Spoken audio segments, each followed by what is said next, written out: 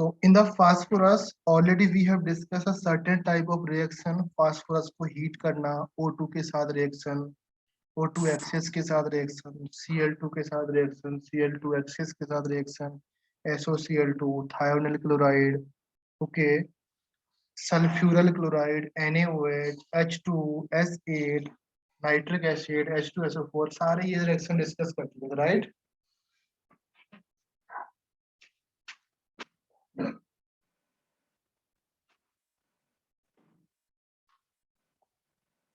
Okay, सो ये reaction discuss करने के बाद आपका फास्फोरस की सारी रिएक्शन रीड करना। ओके, नाउ फिर हम स्टार्ट करते हैं the difference between black sorry white and red phosphorus, white और red phosphorus.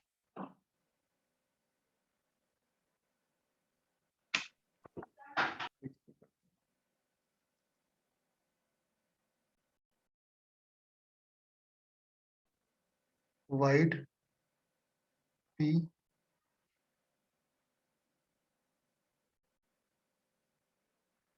Red P. Okay, red phosphorus and white phosphorus दोनों का डिफरेंस। नंबर 1 पॉइंट, व्हाइट फास्फोरस क्या होता है? वैक्सी सॉलिड होता है, सॉलिड एंड सोपी टच होता है, and this is hard and polymer.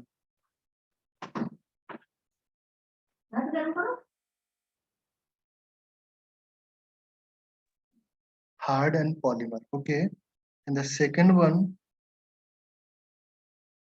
that is can't be cut with knife. Sorry, ये can be cut with knife, ये वाला हार्ड होगा तो इसको नहीं कट कर सकते हैं। ये आपका सोपी टच होगा एंड सॉलिड होगा तो इसको हम लोग can be cut with knife. Okay, and this is can't be. Third one, that is garlic in order.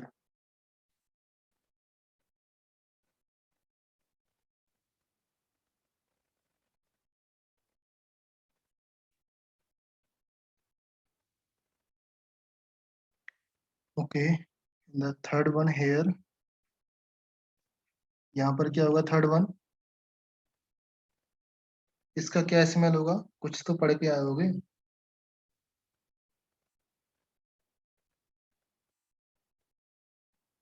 Know typical order, इसका कोई ऑर्डर नहीं होता। नेक्स्ट वन, ये आपका पॉइजनस होता है।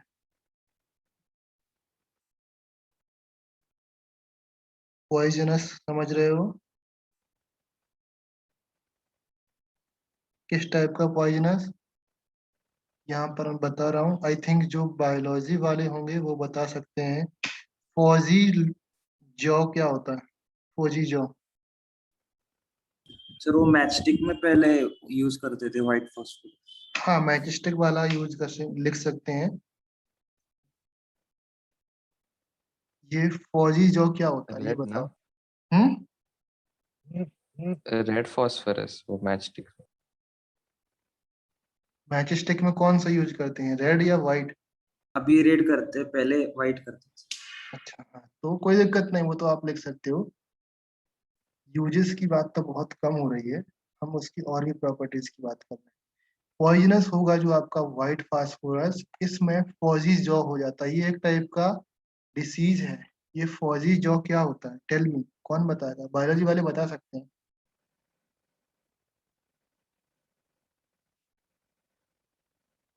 एनीवन?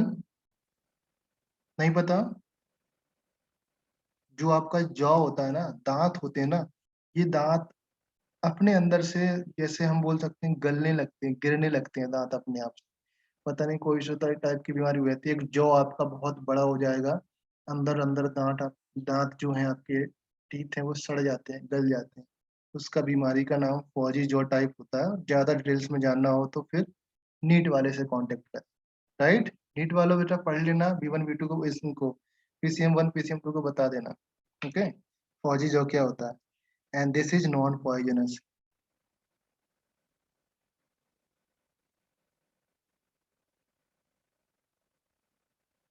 ओके, पॉइंट नंबर 5 है आपका, that catches fire in air.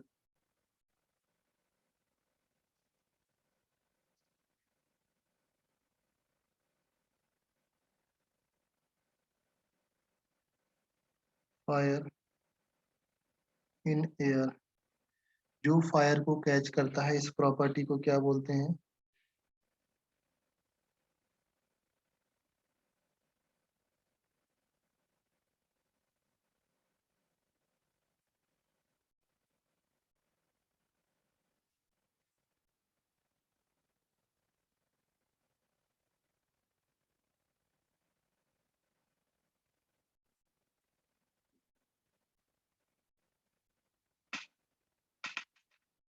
PHOSPHERANC.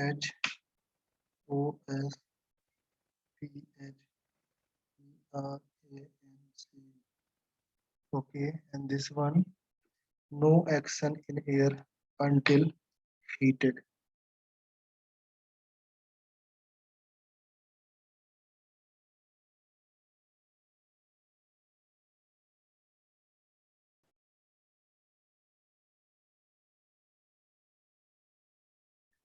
Next question और नेक्स्ट ऑप्शन, जो आपका नेक्स्ट पॉइंट है, दैट इज काफी इंपॉर्टेंट है, इस पॉइंट को आप नोट कर लेना।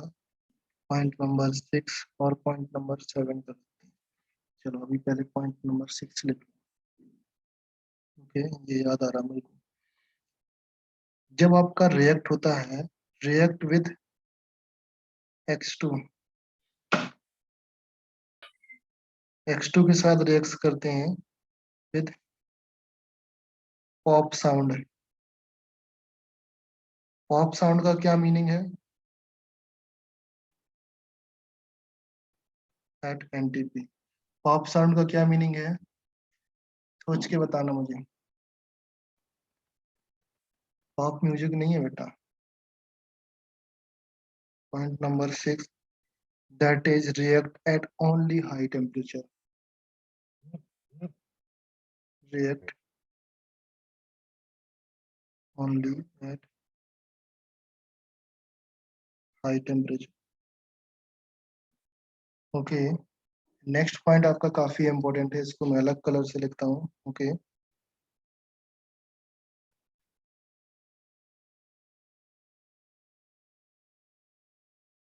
insoluble in water,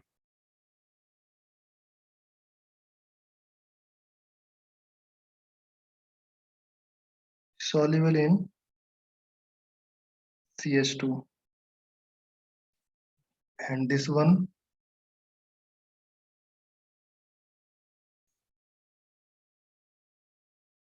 insoluble in both.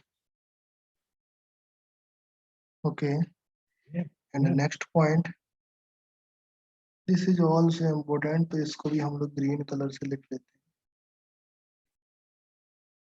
जब P4 रिएक्शन करेगा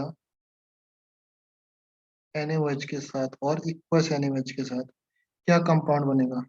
टेल मी। कल बताया मैंने, कल ही बताया मैंने ये रिएक्शन। बोलो, when P4 reacted with NaOH, PH3 क्या बनेगा? कौन से केस में PH3 बनेगा? फर्स्ट वन और सेकंड वन? White phosphorus. जो मैंने कल रिएक्शन लिखा है बेटा, वो सारी रिएक्शन व्हाइट फास्फोरस की हैं। ओके, सारी की सारी रिएक्शन व्हाइट फास्फोरस की हैं। तो कल मींस लास्ट क्लास में जो मैंने लिखाया, PX3 हो जाएगा, ये आपका गैस बनता है, प्लस NaH2PO2 कंपाउंड बनेगा। क्लियर है? एंड इस केस में आपका रिएक्शन करने के बाद कंपाउंड बनेगा H4P2O6, and the name of this compound is called hypo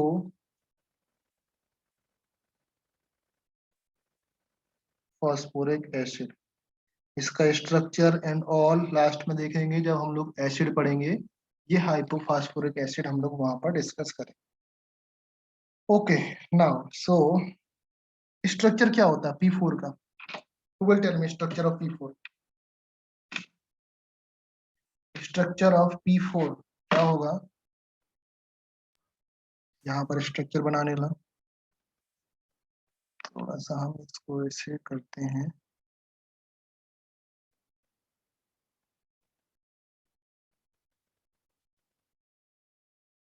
चलो कुछ तो काम की चीज मिली। सो ये स्ट्रक्चर होगा P4 का। यहाँ पर आपका phosphorus, this one phosphorus, this one phosphorus, this one phosphorus, this one phosphorus, and ये दोनों कंपाउंड्स आपस में इस तरीके से अटैच रहते हैं। ये तो हो गया। एंड द सेकंड वन भी आपका इसी तरीके से रहता है। इसको भी हम लोग इस तरीके से कर सकते हैं।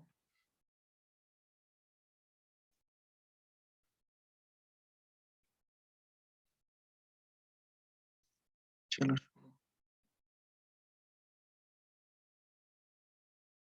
ओके, ये 3D स्ट्रक्चर है बेटा, मतलब ये बॉन्ड अटैच्ड है, ये बॉन्ड आपका अटैच्ड है। ओके, मैंने यहाँ पर ब्रेक दिखाया क्योंकि एक ही लाइन आपको दिखना चाहिए एट अ टाइम। ओके, ये आपकी लाइन अटैच्ड है। क्लियर है ना? इसको ध्यान से ऑब्जर्व करो जब तक मैं पॉलीमर वाला स्ट्रक्चर बनाता हूँ। इसमें मैं आपसे कुछ क्वेश्चंस पूछूंगा, ध्यान से देख लो बेटा जो कुछ देखना है। In the structure of this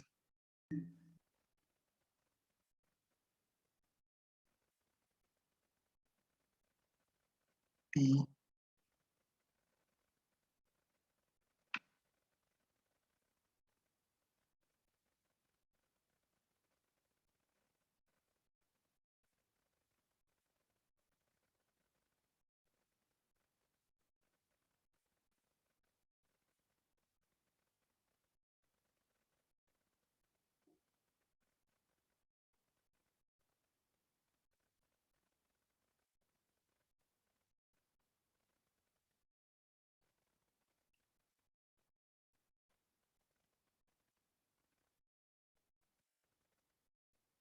जो ये वाला ब्लैक वाला बॉन्ड है ना, ये वाला बॉन्ड, ये वाला बॉन्ड इसमें नहीं होता बेटा, ये वाला बॉन्ड नहीं होता। ये क्या होता है, टूट करके इस तरफ आके पॉलीमर बना लेता है, चेन में अटैच हो जाती है for the P4 structure, right. ये आपका पॉलीमर हो गया,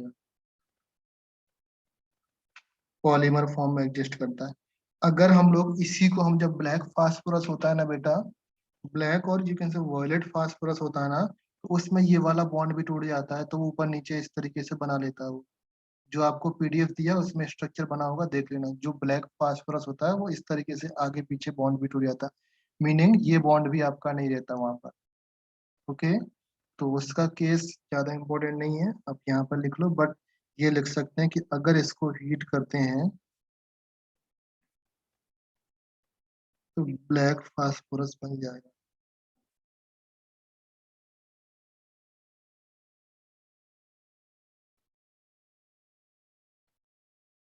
ब्लैक फास्फोरस बन जाएगा। ओके, जो एक्सटेंसिवली पॉलीमर होगा, जो और भी पॉलीमर होगा, हम यहाँ पर लिख सकते हैं पॉलीमर।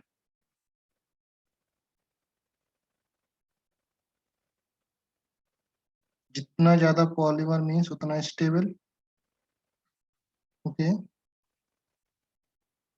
अच्छा नाउ ये ऑब्जर्व किया बेटा, इसमें ये देखा ना बेटा। नाउ टेल मी, एक चीज बताओ, इसमें पी कैरेक्टर कितना, अगर सोचो इसका हाइब्रिडाइजेशन बताओ कितना है। हाइब्रिडाइजेशन ऑफ एफ पी कितना है? पी का हाइब्रिडाइजेशन कितना है बेटा? फास्फोरस का hybridisation sp3 sp3।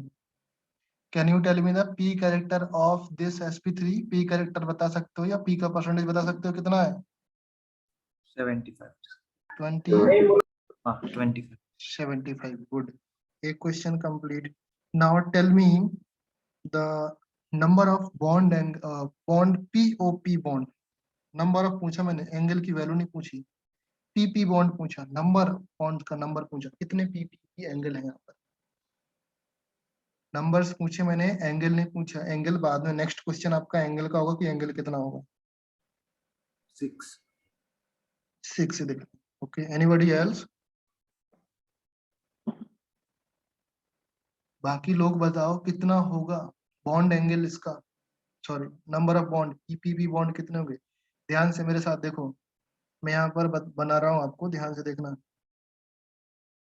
Okay, this one bond angle 1 PPP एक है ना। लेट्स से मैं यहाँ पर क्या करता हूँ, ये वाला पीपीपी आपका 1 हो जाएगा, this P and this P, इसके साथ एक बनेगा PPP, right, and this one second, clear है ना। एंड एक और ये भी तो बन रहा है, अगर हम लोग यहाँ से यहाँ तक देखेंगे तो दिस इज थर्ड। तो एक फास्फोरस पर कितने पीपीपी एंगल बन रहे हैं शिव प्रसाद? 3. 3। तो 4 फास्फोरस पर 12, यहाँ पर कितना आ जाएगा, 12 number of P P P angle. Clear है ना। अच्छा, tell me the value of angle P, sorry angle 1, angle 2, angle 3 कितना होगा? 60 degree. 1. पी आपका 60 होगा, ये भी 60, ये 180 या 120? 1. 120। 3D स्ट्रक्चर है, थोड़ा सा और फील करो। तीनों आपके 1 angle and angle 2 and angle 3 is equal to 60 degree. तीनों आपके एक ही चीज है, तीनों आपके इक्वल हैं। ओके, समझ में आया? ये तो मिटा देते हैं। स्टेन्ड एंड हाईली रिएक्टिव, कभी भी रिएक्टिविटी की बात आए तो इस वाले फास्फोरस की होती है, ये वाले फास्फोरस बहुत कम यूज करते हैं। ओके, पॉइंट समझ में आया सबको? Okay, so shall we move to the compounds of phosphorus? अभी हम लोग नेक्स्ट मूव करते हैं compounds of phosphorus।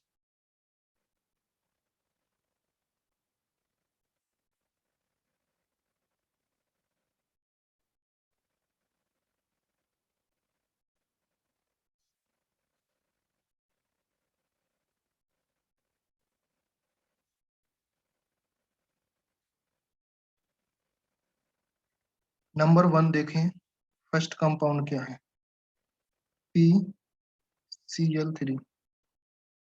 PCl3 कैसा होता है बेटा?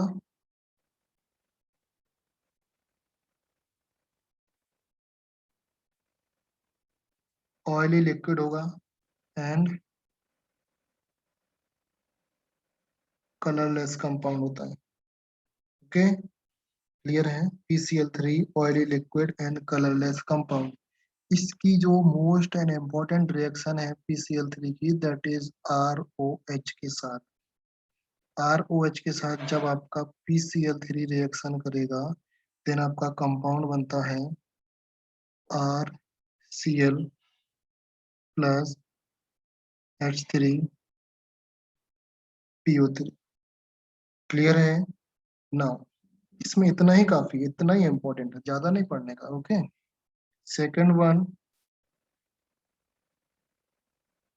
PCl5, that is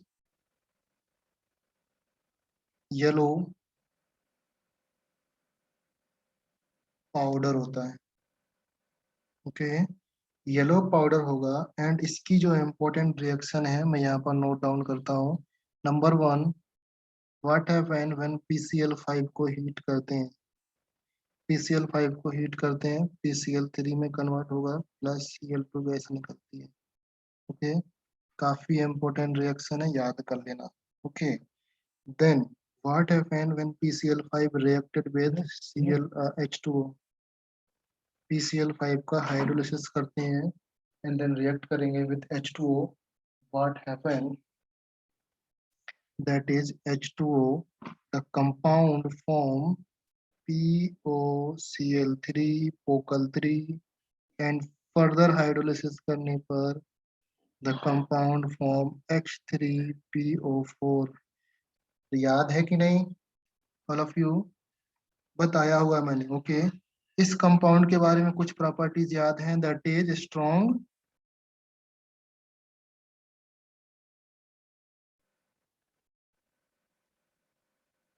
dehydrating agent. Last lecture में ये मैंने बताया हुआ है, स्ट्रॉन्ग डिहाइड्रेटिंग एजेंट होगा। Okay and the compound name of this, इसका नाम क्या है? ऑर्थो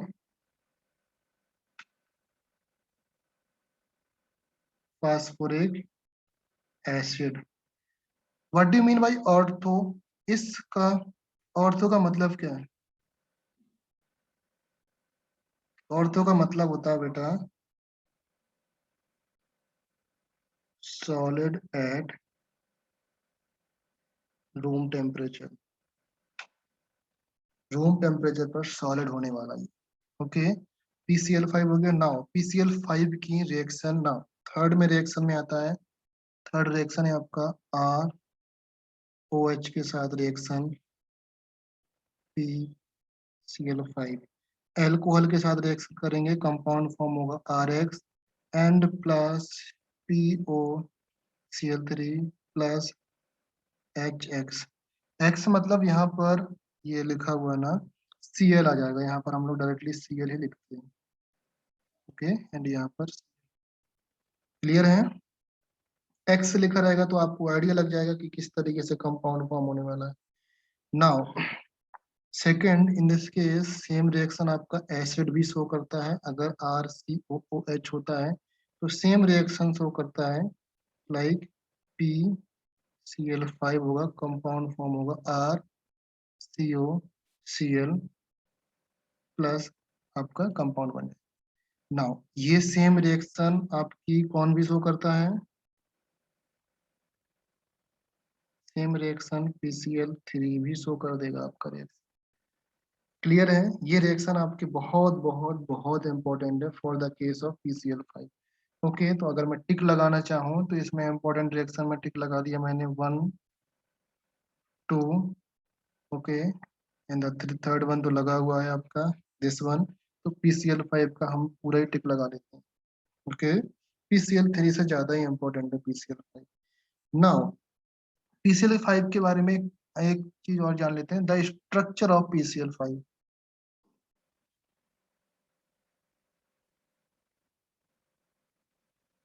स्ट्रक्चर किस तरीके से बनता है PCl5 का? Cl Cl P Cl Cl Cl। I think सब लोग को आइडिया हो गया होगा, ये इससे अटैच रहता है, ये इससे अटैच रहेगा, ये इससे रहेगा, ये इससे रहेगा एंड ये इससे रहेगा, राइट?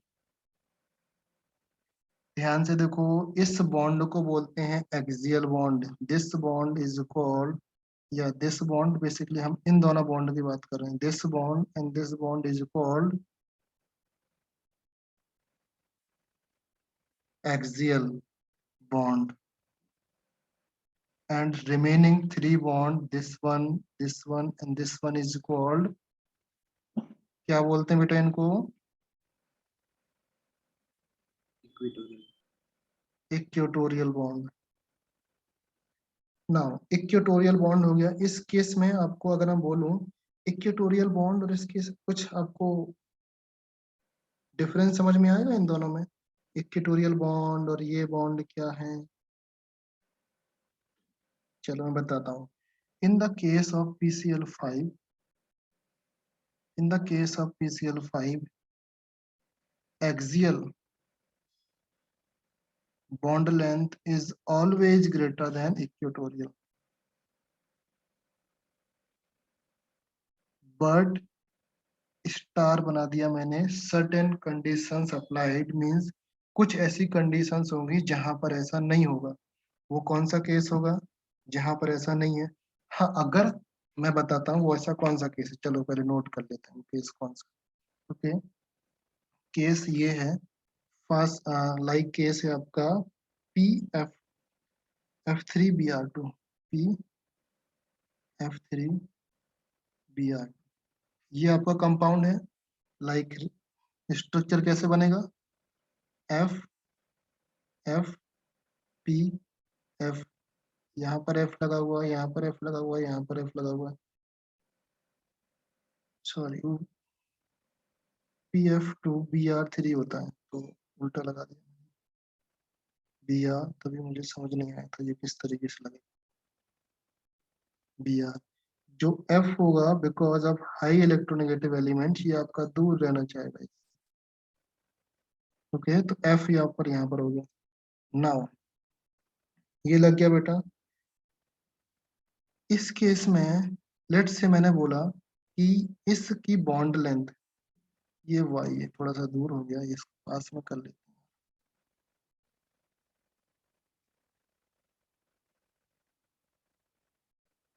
लेट से द नेम ऑफ दिस, ये y है, okay, and this is y, this is y, and this one is x x। In this case आपका y is greater than x। y means क्या है, equatorial is greater than axial. क्यों, याद रखना, अगर difference species होती हैं तब आपका इक्वेटोरियल ग्रेटर देन हो जाएगा एक्सियल से। अगर आपका px5 है, मीन्स सारी चीजें सेम है, तब आपका actual axial greater than equatorial, तब ये वैलिड होगा ऑलवेज। अभी याद रहेगा बेटा, क्लियर है, समझ में आया क्यों होगा। थोड़ा सा आपको हिंट दे दूं मैं, this is 2p and this is 2p and this is 2p, this is 3p, तो शायद आप कुछ हिंट समझ पाओ। क्लियर है, shall we move to the next point. Next point है आपका, इसकी एक रिएक्शन आपने पढ़ी होगी PCl5 की। PCl5 की एक रिएक्शन है, तो SN के साथ SN plus PCl5 is reacted with, PCl5 से रिएक्शन करेगा SnCl2 प्लस PCl3 बनाएगा। अगर आप ध्यान से देखो, इसका ऑक्सीडेशन स्टेट 0 एंड इसका ऑक्सीडेशन स्टेट +2, इसका ऑक्सीडेशन स्टेट +5 एंड इसका ऑक्सीडेशन स्टेट +3, राइट। ये आप एक रेडॉक्स का एग्जाम्पल है, ओके। ये आपका मेटल है, ये रिएक्शन आ चुकी है, इसलिए मैं इसको स्टार मार्क करता हूँ, बट नॉट दैट इम्पोर्टेंट, पता नहीं क्यों दे दी है, रिएक्शन में इतना कुछ खास है नहीं, ओके। सो नाउ, अभी PCl5 आपका आयनिक फॉर्म में एग्जिस्ट करता है। आयनिक फॉर्म में किस तरीके से एग्जिस्ट करेगा, PCl5 existed as a ionic form. Ionic form में एग्जिस्ट क्यों करता है मैं आपको बता दूं थोड़ा सा। लाइक हम लोग हेडिंग लिख सकते हैं, ionic form of PCl5।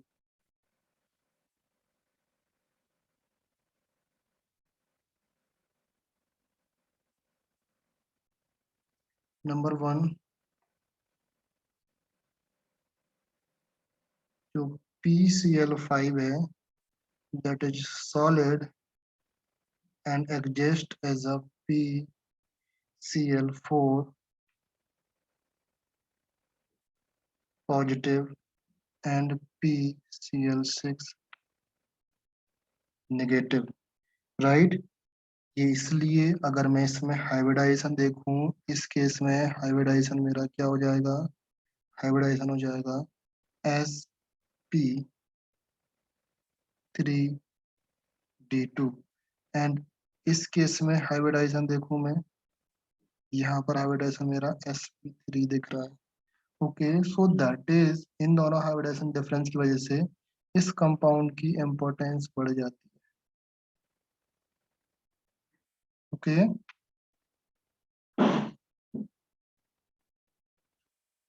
Now next है इसमें PCl5 की जैसा ही आपका कंपाउंड, लेट से हम बोल देते हैं PBr5, PBr5 सॉलिड स्टेट में, दैट इज PBr4 तो एग्जिस्ट कर जाएगा, but due to the large size आपका ये Br नेगेटिव फॉर्म में एग्जिस्ट करता है, nothing called as a PVR6। PVR6 जैसा कोई चीज होता ही नहीं है, तो हम लिख सकते हैं PVR6 एग्जिस्ट ही नहीं करता।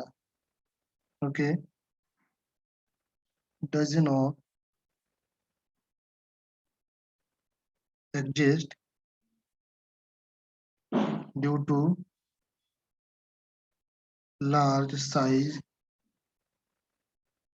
of BR। Okay, same case start करते हैं हम लोग PI5 के लिए, that also exist as a PI4 positive and I negative. I think अभी आप ये जान गए होंगे कि I नेगेटिव क्यों है, राइट? I नेगेटिव तो उससे भी बड़ा साइज है, तो यहाँ पर I नेगेटिव एग्जिस्ट करेगा इस तरीके से। नाउ नेक्स्ट, अच्छा PI5 तो हो गया, एक इसी केस में मैं अलग से लिख रहा हूँ, that is called N2O5। N2O5 कैसे एग्जिस्ट करता है? NO2 सब नोट्स में लिखा हुआ है, प्लस ये वाला पॉइंट भी नोट्स में ऑलरेडी मैं लिख चुका हूँ, NO3 नेगेटिव के फॉर्म में एग्जिस्ट करेगा। And the most important things in this case, यहाँ पर अगर मैं देखूं तो यहाँ पर हाइब्रिडाइजेशन शायद sp होगा, एंड यहाँ पर हाइब्रिडाइजेशन शायद sp2 होगा। ध्यान से देख लेना, एक बार कंफर्म करना मुझे।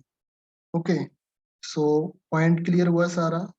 ओके, नेक्स्ट हम लोग स्टार्ट करने वाले हैं एसिड। आज हम इवनिंग में लेक्चर होगा, 6 to 8 लेक्चर होने वाला है, उसमें हम लोग एसिड स्टार्ट करेंगे, लाइक ऑर्थो एसिड, और जो आपका H3PO4 है, H3PO3 है, ओके, HPO2 है, H3PO2 है, H3PO, ये H4P2O6 वगैरह, ये सारे एसिड हम लोग आज शाम में स्टार्ट करेंगे, और इस चैप्टर को आज ही शांति दे देंगे।